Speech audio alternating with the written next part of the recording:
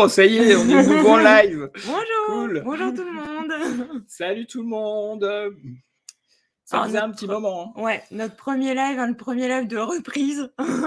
Courage. Alors, donc on se voit aujourd'hui pour traiter du sujet du storytelling en formation. Ouais, sujet passionnant. Super sujet, on adore. Donc n'hésitez pas à venir vous présenter, à nous faire un petit coucou dans le chat. Et si vous nous regardez en replay, pareil, vous nous faites un petit coucou, replay, salut, c'est un tel. On est toujours content de vous voir et de voir qui vient nous regarder et qui papote avec nous. C'est parti.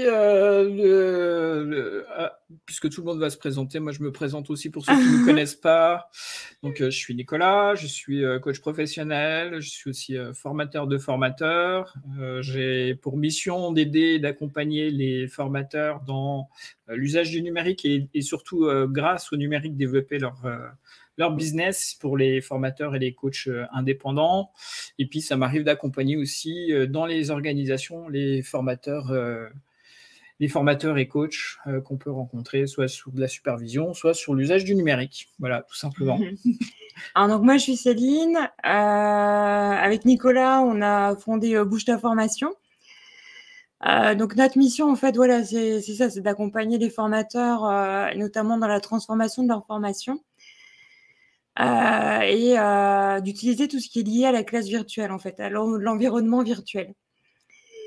Et on est super content parce qu'on rencontre plein de gens, plein de formateurs. On a l'impression d'avoir plein de collègues partout en France. C'est génial.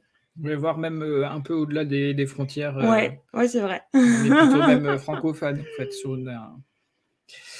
fait. Pour débuter, on a une petite question pour vous. C'est vraiment pour se lancer. Se mettre en forme. Dites-nous si vous racontez beaucoup d'histoires lorsque vous formez ou si vous vous êtes formé. Est-ce que les gens qui vous forment vous racontent des histoires, plein d'histoires? Pour ceux qui nous regardent en replay, n'hésitez pas à dire oui, replay, on me raconte plein d'histoires ou je raconte plein d'histoires. Et puis si vous avez un peu de courage, dites-nous aussi à quel moment vous le faites. Hop. Je positionne les outils correctement. J'ai l'impression que ça rame un peu aujourd'hui. Alors la question, est-ce que vous racontez souvent des histoires en formation? Dites-nous oui, non, de temps en temps, jamais. Venez discuter avec nous. J'aime pas les histoires, du coup j'en raconte jamais. Ou j'adore les histoires. Ma formation n'est qu'histoire. N'est qu'une histoire d'ailleurs. Je vais arrêter la question qui tourne là en dessous, là. Hop. Et puis, dis-moi, Céline, quand toi tu l'utilises. fait une chanson, ça. Dis-moi, Céline. Dis-moi, Céline, les années ont passé. Alors, ouais, donc le premier point, quand est-ce qu'on utilise le storytelling? Donc, il y a plusieurs étapes dans la formation où on peut l'utiliser. Et on peut l'utiliser en début de formation. En début de formation, tout simplement, pour permettre aux participants de s'investir. Lui, ce qu'il va faire quand on va lui raconter une histoire d'entrée de jeu, c'est qu'il va s'identifier au personnage. En fait, si votre histoire est gaie et sympa, les participants, en fait, ils vont vouloir devenir comme le personnage principal. Et si ça vient toucher en eux des motivations profondes, ça va réveiller en eux une envie encore plus forte de travailler, encore plus forte de s'investir et encore plus forte d'être avec vous au quotidien. Je vois que Evelyne vient de nous faire un petit... Salut Evelyne. Un petit cœur. Bonjour Evelyne. Contente de te voir. Donc, en début de formation, voilà, donc on peut utiliser le storytelling. On peut aussi, à travers le storytelling, raconter l'histoire d'un stagiaire qu'on a connu. Et de voir, voilà. Et voilà, donner son histoire en exemple, en modèle. ou le sien aussi, son expérience peut être Ou utilisée sa aussi. propre histoire, ouais, Ouais. tout à fait. Voilà, pour permettre aux personnes, en fait, vraiment de s'identifier, de se dire: «Ah bah tiens, ouais, c'est vrai que, ce qu'on est en train de raconter, bah, ça me parle, c'est mon vécu, je me reconnais là-dedans». Et la finalité, bah oui, je veux obtenir ça, c'est ça ce que je veux. On peut aussi utiliser le storytelling pour changer de sujet. Des fois, on a une transition à faire, on ne sait pas trop comment la faire. Et là, du coup, le storytelling peut venir aider. Par exemple, on peut dire, bah ouais, ok, on vient de voir comment faire pour, et puis là, vous donnez quelque chose de votre formation, le thème de votre formation. Et ça tombe bien parce que j'ai une petite histoire à vous raconter. Ouais, j'aime les histoires. Vas-y, raconte-nous une histoire. On adore les histoires. Et là, en fait, l'avantage, c'est que ça va créer un lien avec la suite de la formation. Les participants, en gros, ils vont mieux comprendre pourquoi est-ce qu'on voit la notion qui arrive derrière. Et pour finir, enfin, il y a plein d'autres façons hein, Moi, je vais t'en donner 2 autres alors. Vas-y. Pour faire le lien avec le début et la transition, en fait, on peut avoir aussi une histoire qui est 10 fils rouges. C'est-à-dire que c'est pas une histoire qu'on va raconter en début qui est spécifique, et puis une autre histoire en transition, ou encore une nouvelle histoire pour une transition, et ainsi de suite, mais avoir plutôt une histoire tout au long identique, avec le même personnage, le même personnage principal, les mêmes problèmes qu'il va rencontrer, et le voyage de ce personnage dans ce qu'on va offrir va venir faire le cœur même de l'histoire qu'on va raconter pendant la formation, tout au long de la formation, et qui va nous aider à apporter une vision un peu différente. Donc ça, c'est le premier que je pouvais apporter. Et le deuxième, celui-là, c'est plutôt pour les formateurs indépendants, ceux qui aiment vendre. Là, pour le coup, on va utiliser les techniques de marketing. Le marketing utilise beaucoup le storytelling pour vendre les choses. Ouais. Alors, c'est pas pour rien, c'est parce que derrière les histoires touchent la partie émotionnelle, notre imaginaire, etc. Et on adore ça. Et donc, du coup, ça marche. ça marche plutôt bien. Et donc, pourquoi est-ce que les formateurs indépendants ne pourraient pas faire des publicités basées sur le storytelling, alors qu'ils savent raconter des histoires, pour beaucoup, savent raconter des histoires pendant les formations pour les rendre plus interactives, plus joyeuses, plus fun, en tout cas qui nous apportent du plaisir. Et ben, il peut utiliser la même technique pour faire sa publicité auprès de sa population cible, donc auprès de ses apprenants potentiels, etc. Et donc, voilà, une petite histoire pour de la pub. Ouais, exactement. Alors, on va vous poser une deuxième question. La question, c'est qu'est-ce que vous aimez dans les histoires? Alors, on est sûr hein, que beaucoup d'entre vous peut-être lisent des livres, écoutent des podcasts, regardent Netflix. D'ailleurs, Netflix, c'est extraordinaire parce que dès qu'on commence une série, on ne s'arrête plus, quoi. Dès que ça démarre, premier épisode, en plus, là, on peut voir les 12, 15, 20 épisodes d'affilée et on est scotché, en fait. Et la question, c'est qu'est-ce qui fait qu'on est scotché à ces séries? Et pareil, il y a aussi les TEDx. Je ne sais pas si vous connaissez les conférences TED. Où en fait, c'est une personne qui vient avec un pitch. Et moi, je sais que je suis capable d'en regarder 20 à la suite, quoi. Hein, Surtout quand la thématique nous intéresse et que celle-ci est passionnante. Donc là, pour le coup, on va se retrouver scotché, sachant que les personnes qui font les présentations au TEDx utilisent aussi des techniques de storytelling qui font que justement, ça fait qu'on aime faire ces histoires, en fait. Ouais, on aime les regarder. Alors, dites-nous dans le chat, qu'est-ce que vous aimez dans les histoires? Et puis, ceux qui nous regardent en replay, n'hésitez pas à faire replay. J'aime dans les histoires, blablabla. N'écrivez pas blablabla ni 3 points, mettez ce que vous aimez dans les histoires, sinon on va être un peu embêté pour vous répondre.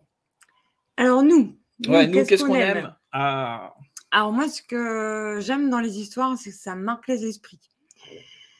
Je me souviens notamment d'histoires que mes parents me racontaient quand j'étais petite, des histoires avant d'aller se coucher, où c'était clairement un moment privilégié et un moment dont je me souviens encore, vous voyez, aujourd'hui à 38 ans.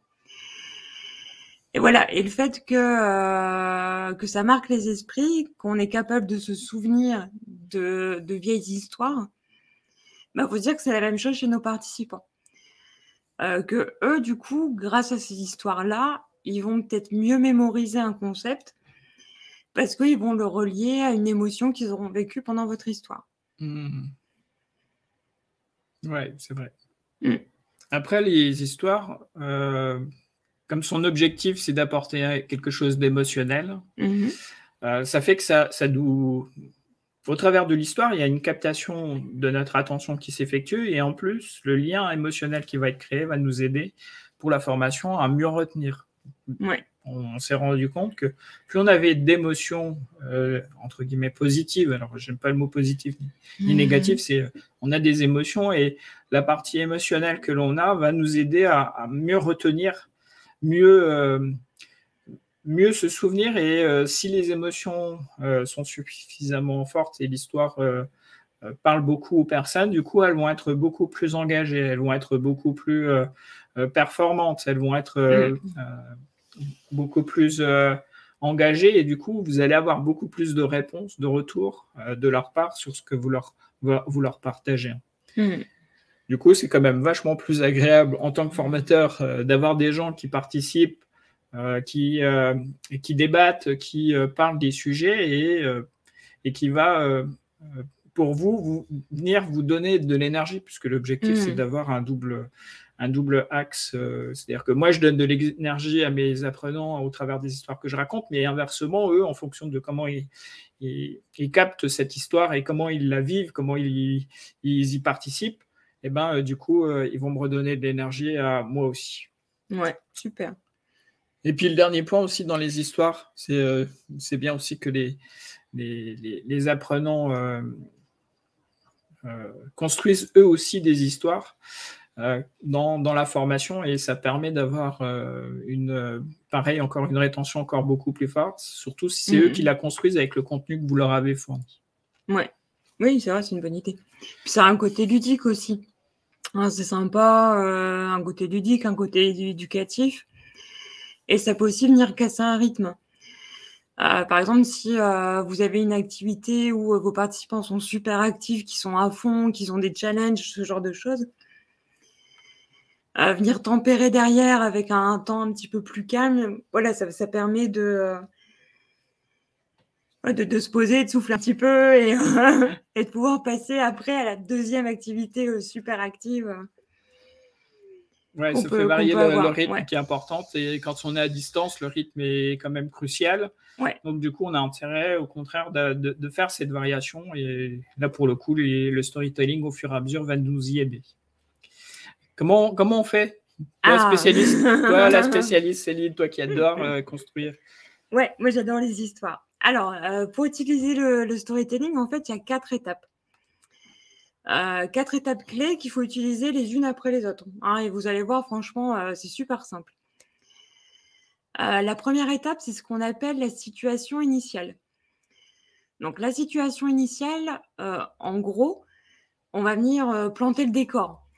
On va décrire le ou les personnages de l'histoire, ce qu'ils vivent, ce qu'ils font, ce qu'ils sont, ce qu'ils ressentent. Bref, on va faire une description globale de nos personnages. Et pour vous illustrer ça, justement, super. Je vais vous donner un exemple. Imaginons, j'anime une formation sur la construction de CV, curriculum vitae. Le début de l'histoire que je raconterai pourrait ressembler à ça. Donc, je vais vous raconter l'histoire de Claire, Claire a ce qu'on appelle une vie bien rangée. Mmh. Elle est mariée, maman de 3 enfants. Elle travaille depuis 15 ans dans la même boîte. Elle aime son boulot et elle est comptable dans une usine de chocolaterie. Oh, putain, le métier de rêve. Ça fait rêver. Et en plus, elle a un super CE, Claire. Parce que son CE, ça lui permet de profiter de super prix sur les chocolats toute l'année. Et donc, elle fait beaucoup de cadeaux assez proches. Pour le moment, la vie idéale.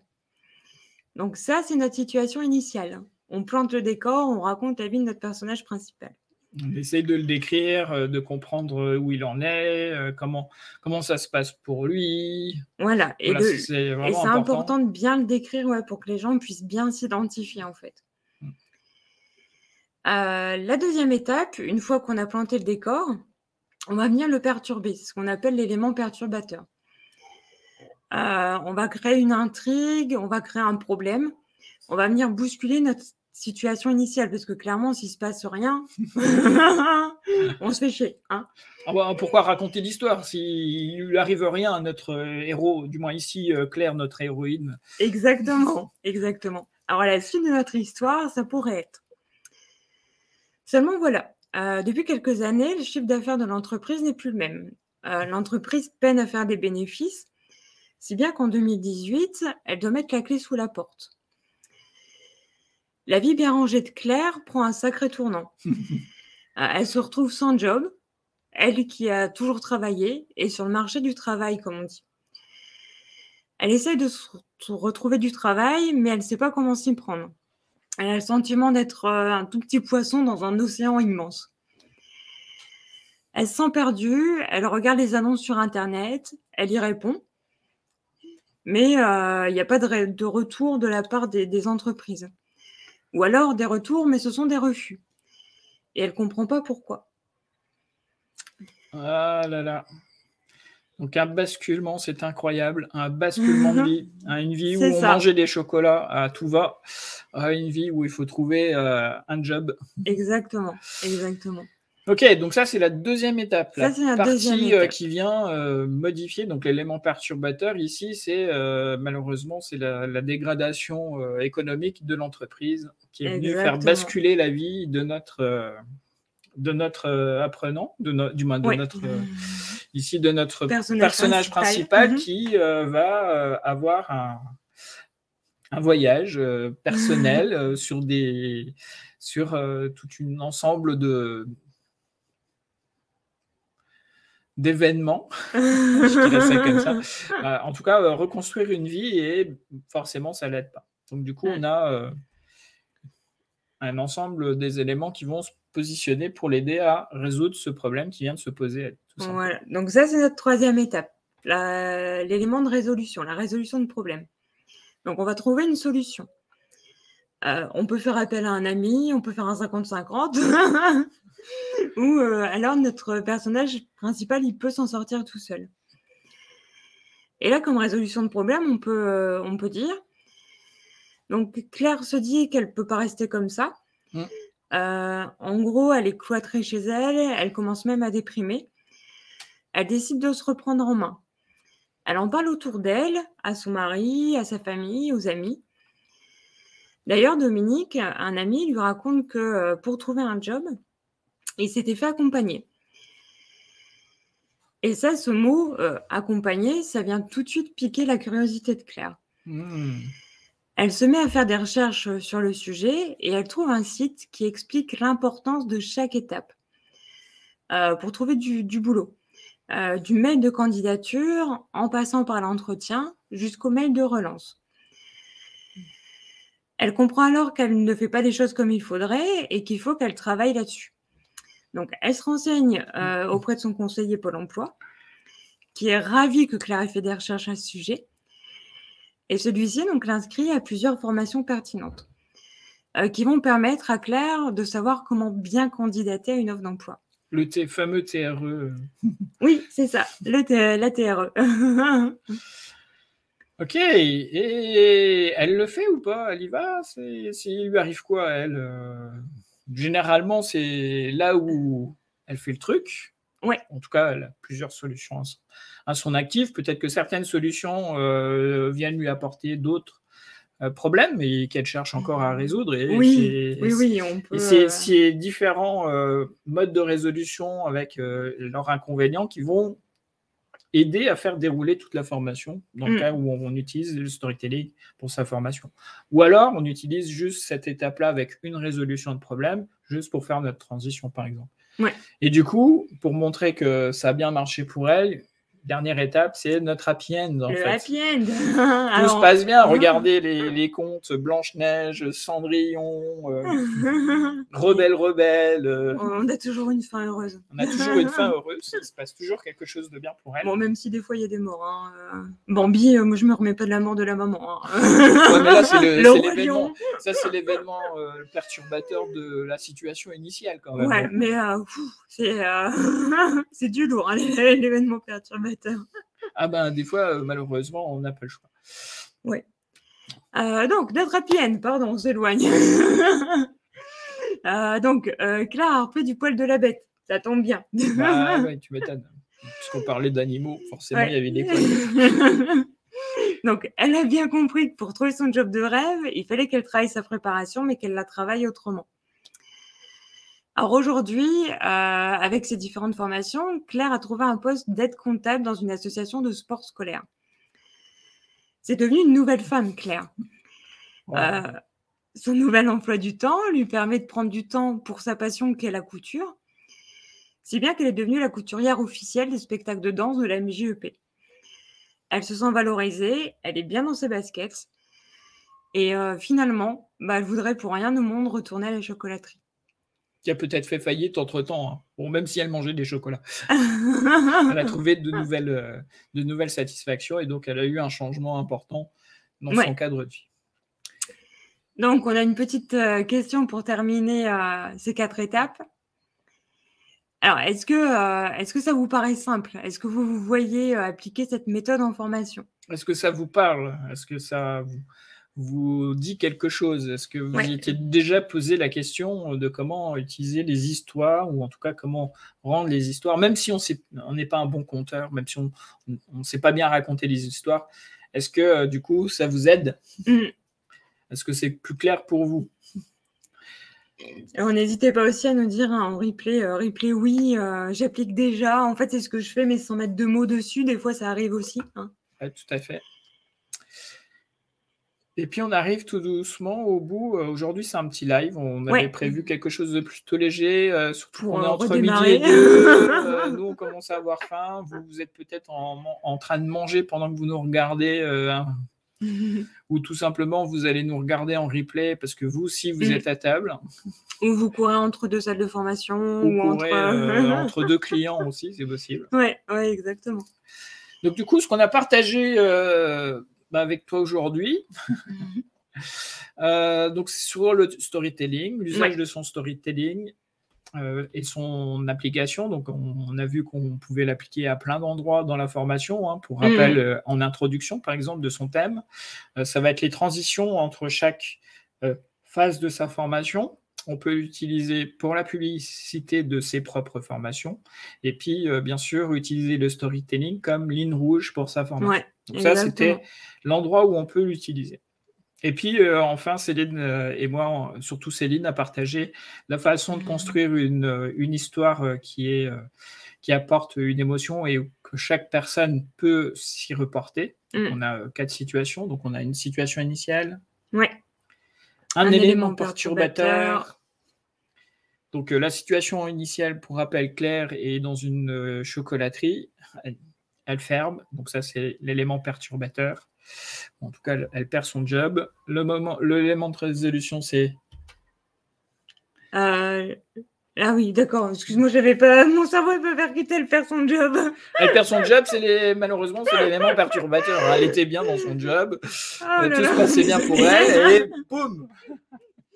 Et donc, du coup... Donc, l'élément de résolution, en fait, elle en parle à Dominique, hein, qui lui parle d'accompagnement. Donc, après, c'est elle qui fait les recherches et qui se fait justement accompagner par par Pôle emploi et par différents formateurs. Et bien sûr, grâce à ça, elle a trouvé un nouveau job Ouais. et elle se retrouve dans une association. Elle fait de la couture et ça lui plaît énormément puisqu'elle a remodelé aussi. Elle en a profité pour remodeler son agenda. Donc, c'est le fameux happy end. Donc, la nouvelle situation qu'elle a pu obtenir grâce à ce mode de résolution. Ouais, exactement. Très bien, super. J'espère que c'était une bonne histoire, que vous avez aimé Claire. Ouais. Son histoire de vie. Donc, si tu as aimé ce live, n'hésite pas à nous liker, hein, même en replay, tout ça, c'est sympa. Nous, on adore. Si tu penses que ça pourrait aider un de tes collègues formateurs, que tu sois un formateur indépendant, que tu sois un expert et tu fais de la formation, et que tu penses que l'un de tes collègues pourrait être intéressé par ça, n'hésite pas à lui partager ce live. Alors, soit faire un partage sur les réseaux sociaux, ou soit tout simplement le taguer en commentaire pour qu'il puisse être informé en automatique. On se fait un petit peu de pub quand même. On fait un webinaire jeudi 23 septembre. C'est le même webinaire qu'on avait fait cet été au mois d'août, mais on sait que beaucoup d'entre vous étaient en vacances, donc du coup, on a décidé de refaire ce webinaire. Notre objectif de ce webinaire, c'est de vous partager 3 de nos secrets pour optimiser la classe virtuelle sans pour autant déshumaniser ces formations. Donc, tes formations, surtout si tu fais du distanciel. Une des critiques qu'on a souvent, c'est la formation à distance et pas humaine. En tout cas, déshumanise ce qu'on fait. Exactement. Et puis, voilà. Ça, c'est donc, je vous ai mis le lien dans le chat pour vous inscrire. Venez nombreux, on est contents, on est ravis, on a hâte. Et puis le dernier élément, peut-être que vous êtes intéressé de savoir ce qu'il va y avoir au sujet du prochain live de la semaine prochaine. Donc jeudi, il sera, c'est pareil, ce sera le 16, quelque chose comme ça, le 16. Donc pareil, 12h15, 12h45. Hein, on a changé la date et l'heure pour que ce soit plus facile pour plus d'entre vous, etc. Là, notre thème sera plutôt sur comment on se présente, comment on amène les participants et les apprenants à se présenter sans nécessairement passer par la fameuse présentation croisée on connaît tous. ou le tour de table qui peut être parfois long et mal vécu. Et puis mal vécu aussi par certains participants. Ouais, surtout pour ceux qui sont dans une formation longue et ils changent de formateur de façon régulière. Ils se retrouvent à faire la même présentation. Donc là, je fais le petit teaser. Ils se retrouvent à faire la même présentation ou la même mode de présentation et peut-être que ça fait la 15e fois qu'ils se présentent. Et ça devient pénible pour. C'est clair. Donc voilà, on espère que ça vous a plu. Ouais. Et puis hâte d'être à jeudi prochain. Voilà, hâte d'être à jeudi prochain. Nous, on adore d'être en live. Donc, à jeudi. À jeudi. Bon appétit. Bon appétit à toutes et à tous.